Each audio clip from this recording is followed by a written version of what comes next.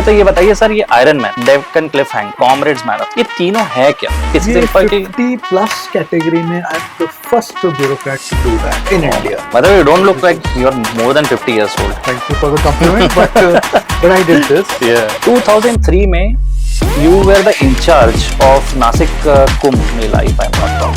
So sir, ये opportunity कैसे आई आपके पास में and how did you prepare?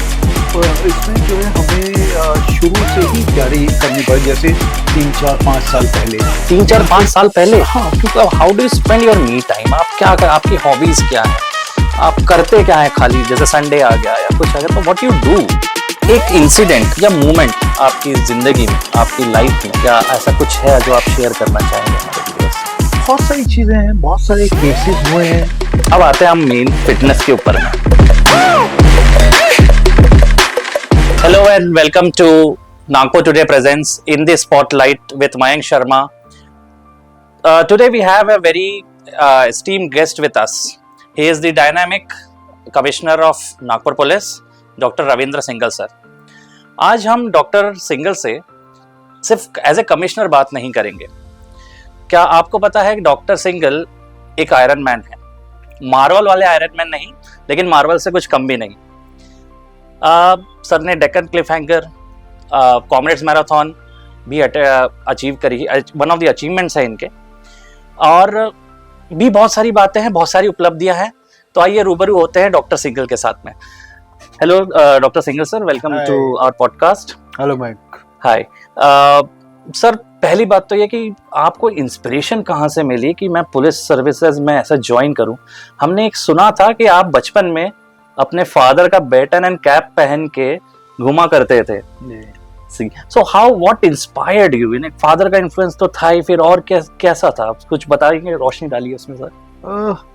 क्योंकि बचपन हमारा पूरा पुलिस कॉलोनी में गया. I was born in place called कालका जी. सो उसके बाद में पुलिस स्टेशंस में हम रहे, पुलिस स्टेशन में, और पुलिस स्टेशन के अंदर जाना, खेलना वहाँ पे जब हम छोटे थे तब से शुरू ही था. तो कोई ऐसा कुछ नहीं था कि पुलिस से कोई डर हो. फिर मेरे फादर खुद पुलिस में थे. मेरे मॉम डैड भी बताते हैं कि जब मैं छोटा था तो जैसे आपने बताया इस तरह से मैं इंटरेस्ट लेता था.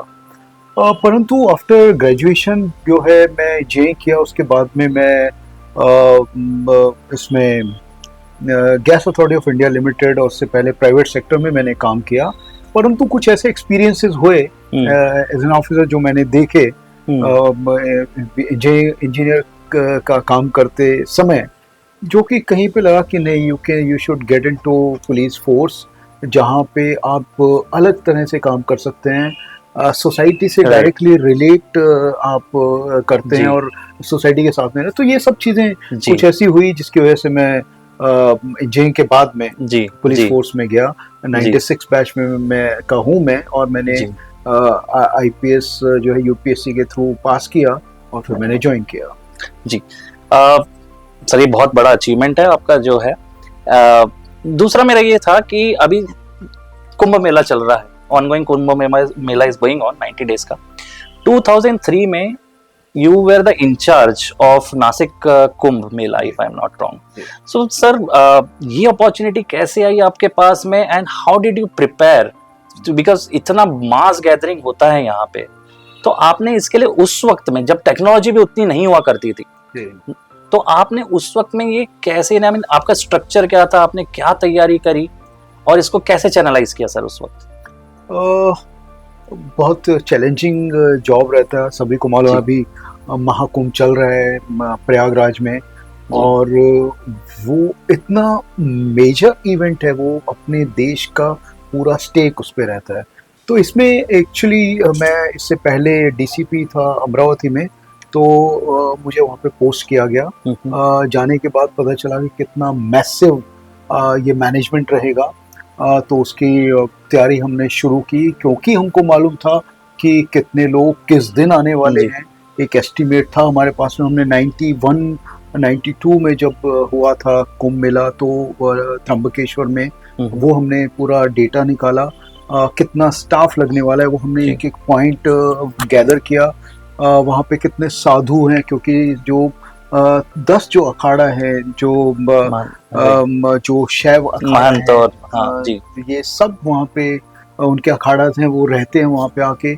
इसके अलावा एक टेम्परेरी स्ट्रक्चर भी बनता है, वो उसका पूरा असेसमेंट लिया, क्योंकि व्हीकल्स बहुत सारे बाहर से आने वाले थे, तो उनको एक पर्टिकुलर डिस्टेंस पे रोका जाना था, तो पार्किंग का अरेंजमेंट हमने किया, क्योंकि ये त्र्यंबकेश्वर में होने वाला था और वहाँ पे लोकल्स जो है उनकी लाइफ अफेक्टेड होने वाली थी, जी तो उनको कॉन्फिडेंस में लेना था।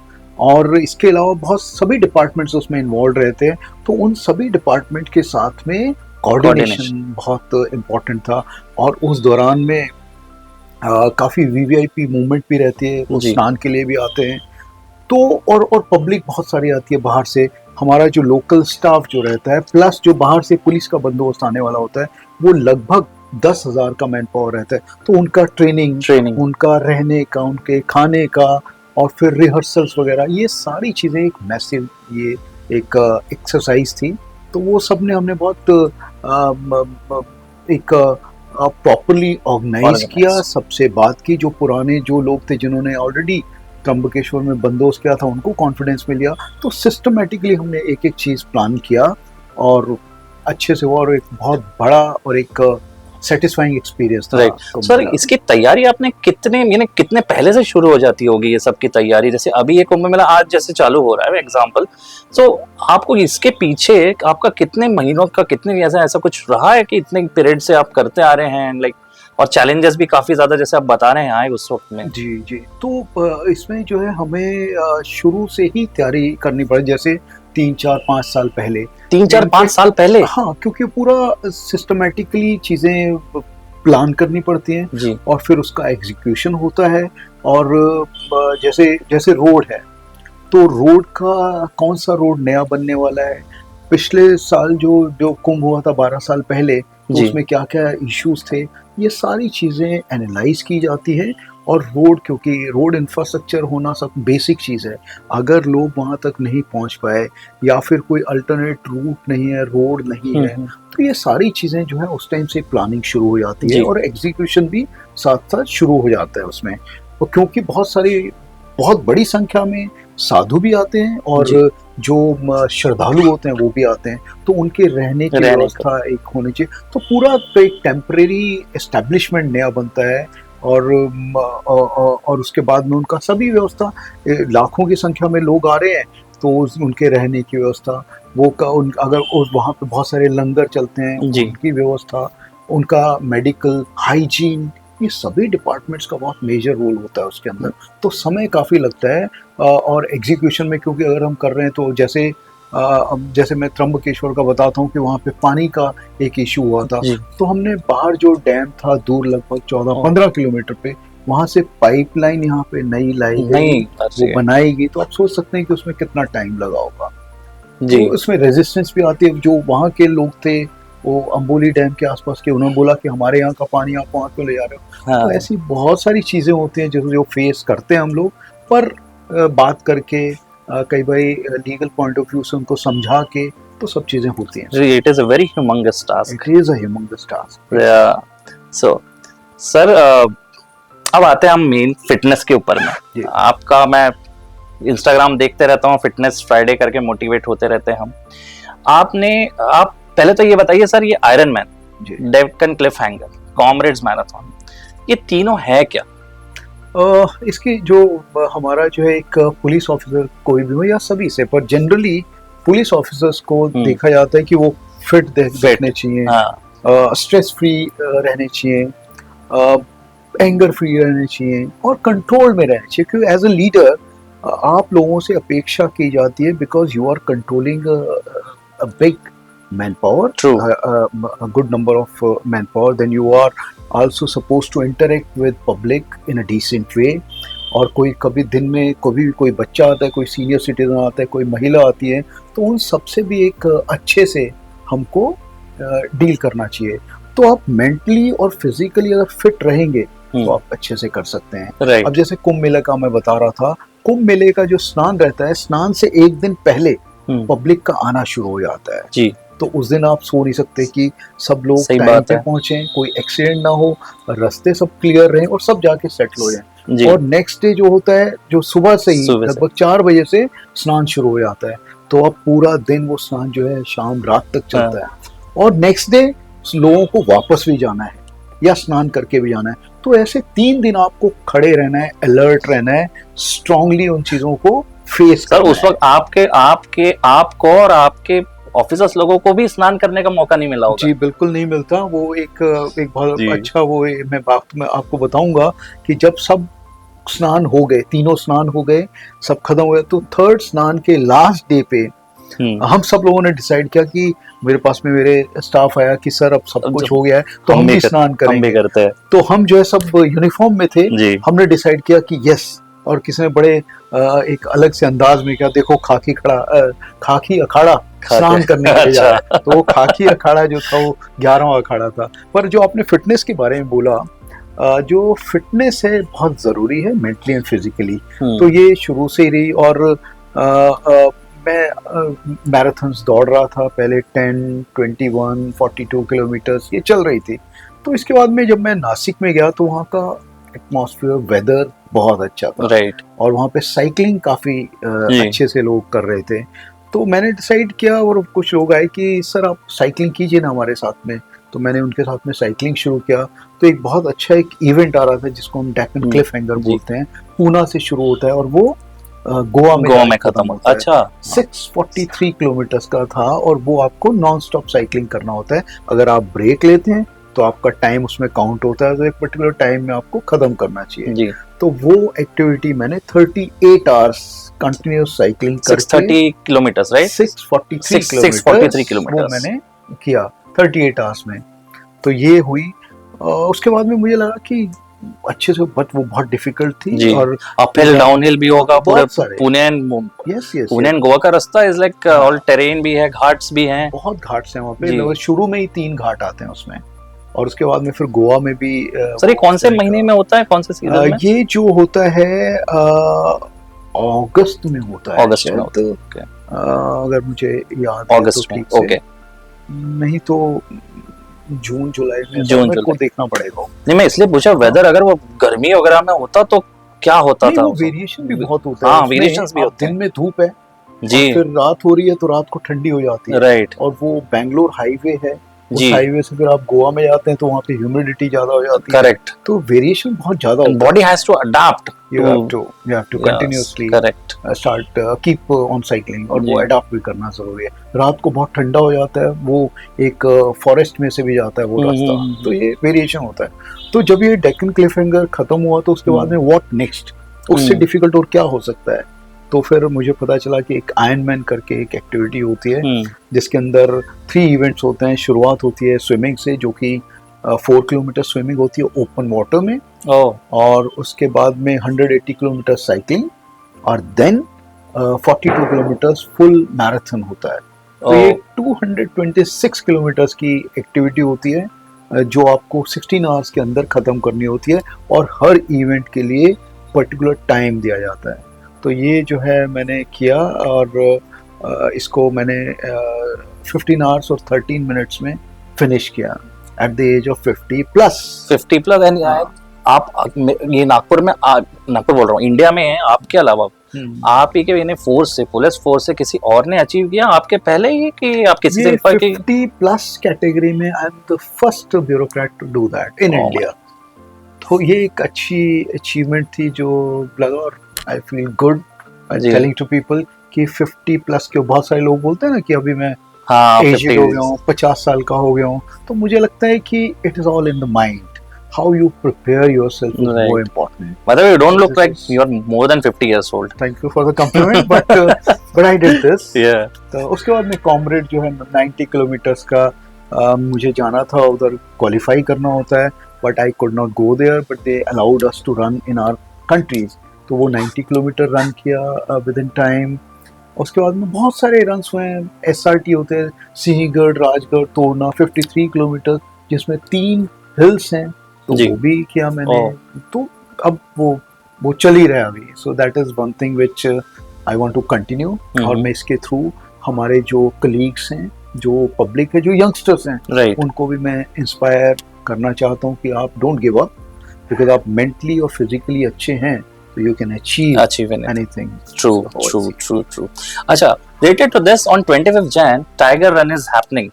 सर उसके बारे में बताइए जानकारी हमारे दर्शकों को कि what is Tiger Run and ये कैसे कंसेप्टलाइज हुआ. I think this is the first edition if I am not wrong. Yeah this is the first edition और नागपुर सिटी पुलिस ये ऑर्गेनाइज कर रही है. उसका 2-3 हेतु हैं उसके करने के.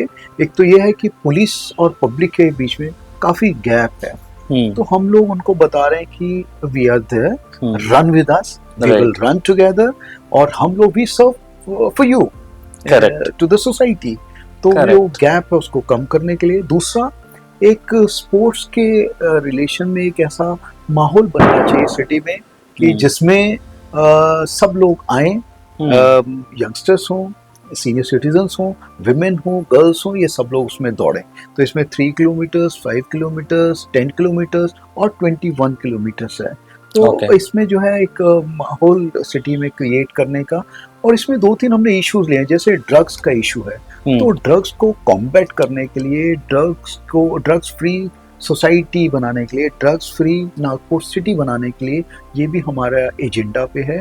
और इसके थ्रू हम लोग लोगों तक ये बोलना चाहते हैं, stay away from drugs, because this is one thing which will destroy you once you get into it. So prevention, और अगर कोई उसमें है तो लीगल एक्शन, और उसके बाद में जो है काउंसलिंग प्लस रिहेबिलिटेशन पे भी हम कुछ एनजीओज को बोल रहे हैं कि आप इस पे काम कीजिए, ताकि अगर कोई विक्टिम है इसका तो उसको चांस मिलना चाहिए रिकवर करने का और वो उससे बाहर आने का. Okay, so this is a very great initiative. Sir अब ये आते हैं कि like how do you maintain, like you know your commissioner of police, ये हो गया, फिर आपकी फिटनेस रेजीम एक है जो चलती आ रही है. So how do you bridge, like you know आप एज दोनों को आप कैसे एकदम साझा करते हैं, लाइक कैसे ये ना आपका रूटीन कैसा रहता है कि आपको फिटनेस में भी है, ये तो छूटना नहीं चाहिए. हम लोग सोचते हैं कि नहीं अभी यहाँ जा रहे हैं वहाँ जा रहे हैं तो एक वो जिम छूट जा रहा है या कुछ छूट जा रहा है. And I have seen you like through your reels and everything you are very much active, daily you workout. So आप कैसे ये मैनेज कैसे करते हैं? मैं हमेशा ये बोलता हूँ कि हम सबके पास में 24 आवर्स हैं जी, और तो उस 24 आवर को हम कैसे मैनेज कर सकते हैं वो हमारे ऊपर है. कुछ लोग बोलते हैं कि मुझे टाइम नहीं मिलता या कमिटमेंट्स बहुत ज़्यादा हैं जो कि उसको पूरा करता हूँ तो मेरा ये छूट जाता है. तो मुझे ऐसा लगता है कि we have to learn to manage ourselves. ये मुझे ऐसा लगता है और मैं उसी तरीके से करता हूँ. दूसरा ये है कि as a commissioner of police how I can delegate efficiently, वो एक बहुत इंपॉर्टेंट चीज़ है. तो उसमें डेलीगेशन में भी, क्योंकि जॉइंट सीपी से लेके एडिशनल सीपी, डीसीपीज, एसीपीज, पीआईज, ये सब लोग हैं. This is a hierarchy. Right. तो मुझे कहाँ इंटरवीन करना है, मुझे कहाँ पे गाइड करना है, और कैसे मैं एज अ लीडर दूसरे लीडर्स प्रिपेयर कर सकते हूँ. सभी चीज़ें मैं करूँगा तो मेरे जो सबऑर्डिनेट्स हैं, कोलीग्स हैं, वो शायद काफ़ी चीज़ें सीख नहीं पाएंगे. So as a teacher also we have to behave. तो अगर हम सब चीज़ें ठीक से हैंडल कर सकते हैं तो ये कर सकते हैं जी, क्योंकि ड्यूटी इज फर्स्ट. हमारा जो सर्विस है वो फर्स्ट है, उस पर कोई कॉम्प्रोमाइज़ नहीं है. तो मैं बहुत बारी जा भी नहीं सकता हूँ जिम में, ऐसा भी होता है, परंतु मैं अपना न्यूट्रिशन का ख्याल रखता हूँ, कितना खाना है, कब खाना है, कैसे खाना है. तो ये सारी चीज़, और क्या खाना है, ये जो 4 चीजें हैं वो बहुत इंपॉर्टेंट. बेसिकली आप portion control and all those things you do. तो अगर वो कर लेते हैं और थोड़ा सा आप हाइड्रेशन पे ध्यान रखते हैं अच्छे से, तो ये सब चीज़ों से भी आप अपना आपको फिजिकली कंट्रोल कर सकते हैं. इसके अलावा मैं ये भी कहना चाहूँगा कि मेडिटेशन बहुत ज़रूरी है. और मेडिटेशन में आप ये ब्रीदिंग एक्सरसाइजेस बहुत ज़रूरी हैं. आप जब ये करते हैं तो उसके बाद में आप विजुअलाइजेशन बहुत ज़रूरी है, सेल्फ टॉक बहुत ज़रूरी है. और अगर ये सब चीज़ें नहीं कर रहे तो मुझे लग रहा है कि you are committing sort of atrocity on yourself. तो बहुत अच्छी बात बताई आपने. बहुत ही हर एक को करना चाहिए. हाँ जी, बिल्कुल. इसमें से कुछ चीजें मैं नहीं करता हूँ, मैं अडॉप्ट करने की कोशिश करूंगा अपनी day to day. Yes yes yes. और आप सुबह उठ के सबसे पहले यही करना चाहिए. जी जी जी. 15-20 मिनट, आधा घंटा मेडिटेट कीजिए, ब्रीदिंग एक्सरसाइज कीजिए, ताकि आपको पूरे दिन के लिए एक अच्छी एनर्जी मिले. जी। सर, आप अभी आपके duty hours, of duty hours हो गए, बाकी तो हो गए, आप how do you spend your me time? आप क्या कर, आपकी हॉबीज क्या है, आप करते क्या है खाली, जैसे संडे आ गया या कुछ आ गया, तो what you do in your me time? या सो मी टाइम जो होता है मेरा, जो भी मेरे पास एक्स्ट्रा टाइम रहता है उस समय मैं एक तो लोगों से मिलना चाहता हूँ, क्योंकि मुझे ऐसा लगता है कि वी लर्न फ्रॉम अदर्स। तो यंगस्टर्स से, सीनियर सिटीजन से, या कहीं सीनियर सिटीजन होम में जाके उनसे बात करना, या फिर जैसे जिम के कोई लोग हैं उनसे बात करना, ये एक चीज़ हो गई। इसके अलावा मैं पेंटिंग में मेरा मुझे बहुत अच्छा लगता है, so I paint also, then sometimes I sing also.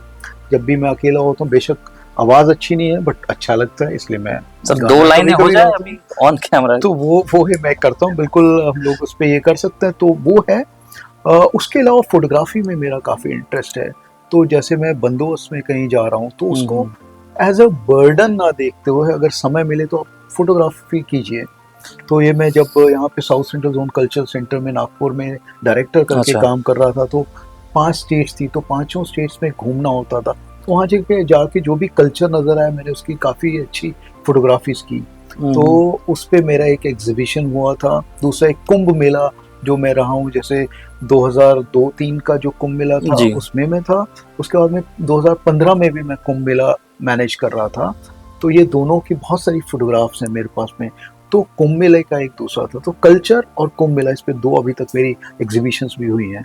तो जब भी समय मिलता है तो मैं उसमें भी टाइम देता हूँ। सर लेकिन हाँ, एक आपने बात मेरी है ना शायद से सुनी नहीं, एक 2 लाइनें अगर आप गा दे, since you are a singer for our audience. वो मैं अपने लिए गाता हूँ। मैं मीडिया में या फिर अभी जो है अपने जो श्रोता हैं वो छोड़ के यहाँ पे कट करके उसको बंद करके ना चले जाएं। अरे नहीं सर, मैं नहीं गाऊंगा अभी। चलिए कोई बात नहीं।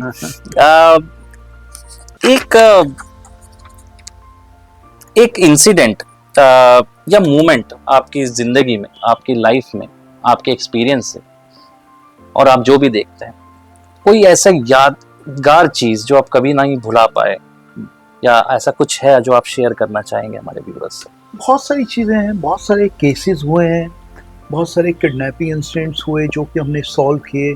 वो बेशक 4 साल का बच्चा हो जो कि नांदेड़ में, जब मैं 2008 में एसपी था, वहाँ से उसका किडनैपिंग हुआ, तो उसको हमने रिकवर करने से ये हो, या फिर जब मैं शिरडी में गया था, जब मैं स्टूडेंट था, उस समय पे एक वहाँ पे जो गार्ड था उसको देख, इनफैक्ट बड़ा इंटरेस्टिंग था कि मैं और मेरा एक दोस्त था, हम इंजीनियरिंग कर रहे थे, हम शिरडी दर्शन के लिए गए थे। तो वहाँ पे पहले सब लोग सामने बैठते थे, तो हम सब लोग इंतजार कर रहे थे कि हमारा नंबर कब आएगा।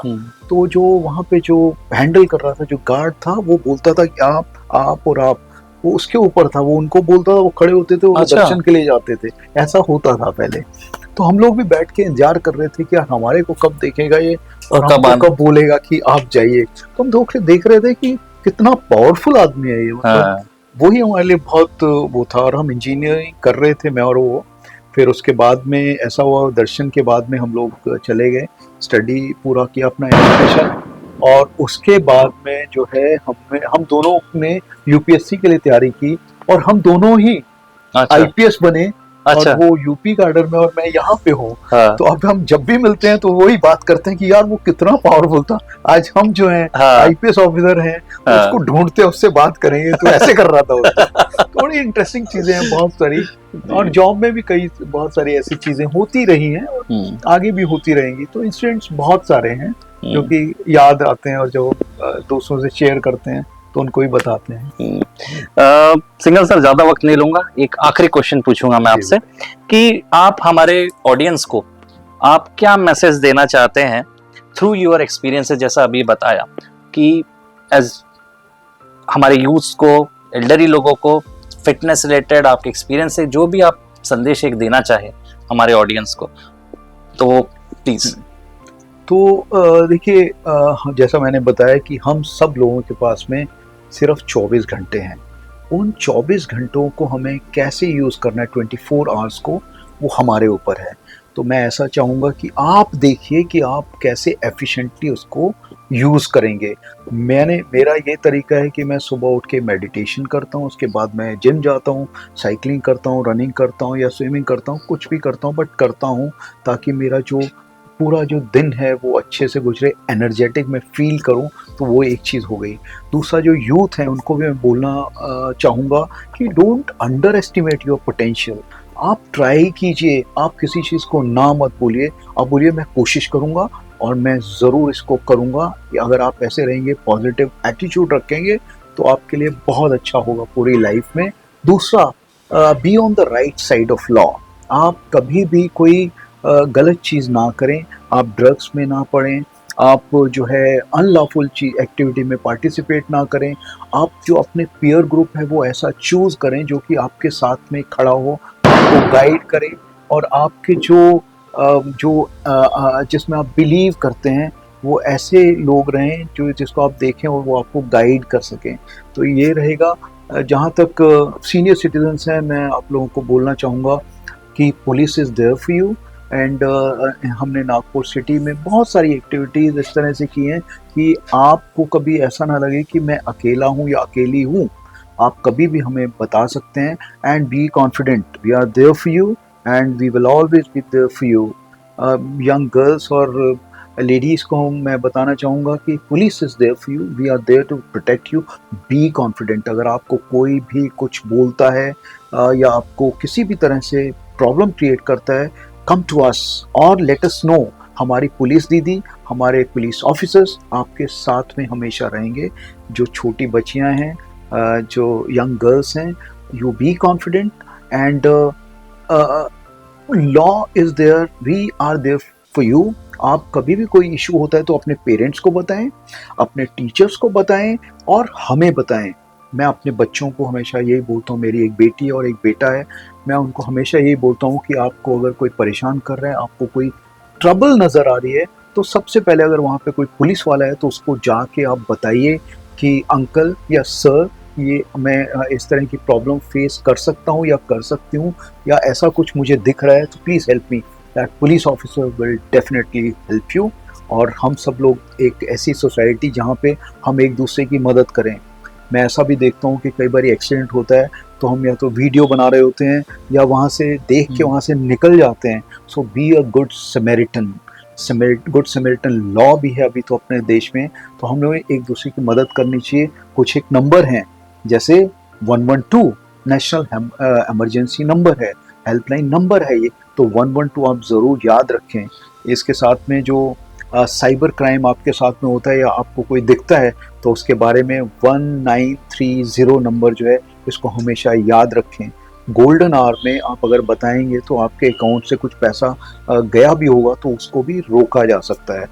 ये सारी चीज़ें जो कि मुझे लगता है एक अच्छी सोसाइटी के लिए एज एन अवेयर सिटीज़न, ये सब चीज़ें हमें मालूम रहनी चाहिए। हम जो है पुलिस, हम लोग आपके लिए हैं, और हम जो कुछ काम करते हैं और हमें कोई आके बताता है yes you have done good, we feel happy. हर एक डिपार्टमेंट में कुछ पैसिमिस्ट और कुछ ऑप्टिमिस्ट लोग रहते ही हैं। So be part of that optimism. हम लोग हैं आपके साथ में। Thank you. डॉक्टर सिंगर, बहुत ही मूल्यवान संदेश दिया आपने हमारे ऑडियंस को। Thank you so much for your valuable time and all the best for your future endeavors and coming Tiger Marathon as well. Thank you so much. Do participate in Tiger Man. This is 3 kilometers, 5, 10 kilometers and 21. Be a tiger or a tigress. Be with us. Thank you so much. Thank you, sir. Thank you so much.